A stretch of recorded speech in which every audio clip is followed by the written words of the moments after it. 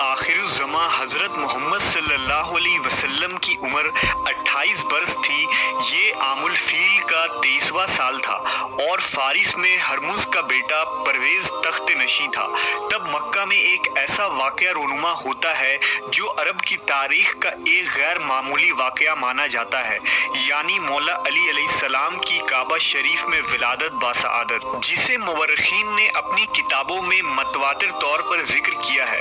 جب رسول اللہ صلی اللہ علیہ وسلم کے والدین اور دادا حضرت عبد المطلب اس دنیا سے گزر گئے تو آپ کی پرورش کی ذمہ داری جناب ابو طالب نے لے لی، جو آپ کے چچا تھے۔ لہٰذا حضرت ابو طالب کی زوجہ حضرت فاطمہ بنت اسد نے نبی صلی اللہ علیہ وسلم کو 17 سالوں تک اپنے سگے اولاد کی طرح پالا اور کفالت کی۔